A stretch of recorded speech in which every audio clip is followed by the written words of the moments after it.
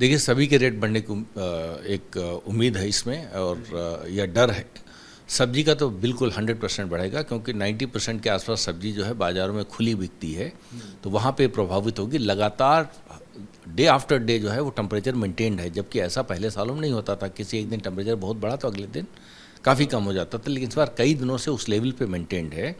Supply chain में जो किसान के वहाँ से कटाई होती है या तोड़ाई होती है सब्जी की, वो भी ओपन में छोड़ता है उसको, फिर वो जब लेके आता है वो भी कई बार ओपन में लेके आता है, फिर डिस्प्ले जो बिकता है। तो अगर पूरी कंडीशन सप्लाई चेन और रिटेल दोनों अगर खुले में आसमान के नीचे हो रहा है, तो मुझे लगता है 10 से 15% अगर ये 2-3-4 दिन टेम्परेचर मेंटेन रहा, 5 दिन मेंटेन रहा, तो 10 से 15% कीमतें बढ़ सकती हैं।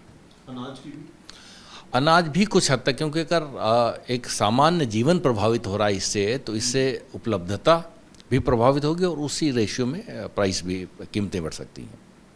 एंड फल भी, फ्रूट्स डेफिनेटली मुझे लगता है जिस रेशियो में वेजिटेबल पे पड़ेगा उसी रेशियो में फ्रूट्स पे पड़ेगा। अच्छा, ये देखा जाता है कि आम का सीजन है, आम धीरे धीरे मार्केट में अब आने लगता है, लेकिन मौसम नहीं बदल रहा है। कहा जाता है कि अब तूफान, आंधी तूफान या इस तरह की चीज़ें आती हैं तो आम जो है दिखता है। मुझे लगता है एक तो थोड़ा अर्ली मैच्योरिंग होगी, तो उसकी वजह से ज़्यादा टेम्परेचर होगा तो अर्ली मैच्योरिंग होगी, उसकी वजह से मुझे लगता है क्वालिटी प्रभावित हो सकती है।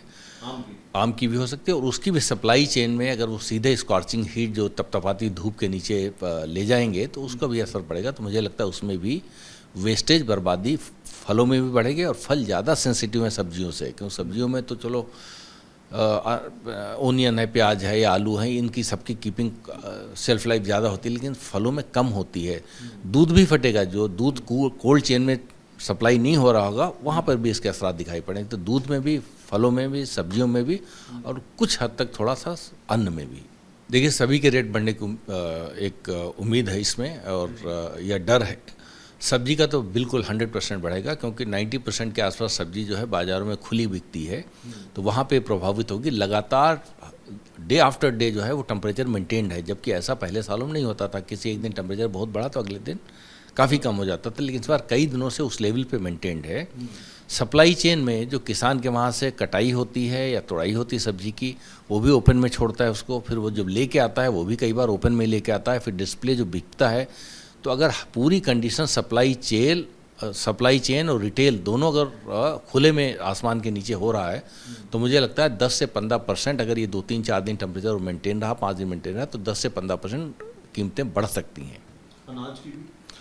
अनाज भी कुछ हद तक, क्योंकि अगर एक सामान्य जीवन प्रभावित हो रहा है इससे, तो इससे उपलब्धता भी प्रभावित होगी और उसी रेशियो में प्राइस भी, कीमतें बढ़ सकती हैं। एंड फल भी, फ्रूट्स डेफिनेटली मुझे लगता है जिस रेशियो में वेजिटेबल पे पड़ेगा उसी रेशियो में फ्रूट्स पे पड़ेगा। अच्छा, ये देखा जाता है कि आम का सीजन है, आम धीरे धीरे मार्केट में अब आने लगता है, लेकिन मौसम नहीं बदल रहा है। कहा जाता है कि अब तूफान, आंधी तूफान या इस तरह की चीज़ें आती हैं तो आम जो है दिखता है। मुझे लगता है एक तो थोड़ा अर्ली मैच्योरिंग होगी, तो उसकी वजह से ज़्यादा टेम्परेचर होगा तो अर्ली मैच्योरिंग होगी, उसकी वजह से मुझे लगता है क्वालिटी प्रभावित हो सकती है। आम की भी हो सकती है, और उसकी भी सप्लाई चेन में अगर वो सीधे स्कॉर्चिंग हीट जो तपतपाती धूप के नीचे ले जाएंगे तो उसका भी असर पड़ेगा। तो मुझे लगता है उसमें भी वेस्टेज, बर्बादी फलों में भी बढ़ेगी, और फल ज़्यादा सेंसिटिव है सब्जियों से, क्योंकि सब्जियों में तो चलो ओनियन है, प्याज है या आलू है, इनकी सबकी कीपिंग सेल्फ लाइफ ज़्यादा होती है, लेकिन फलों में कम होती है। दूध भी फटेगा, जो दूध कोल्ड चेन में सप्लाई नहीं हो रहा होगा वहाँ पर भी इसके असरात दिखाई पड़ेंगे। तो दूध में भी, फलों में भी, सब्जियों में भी,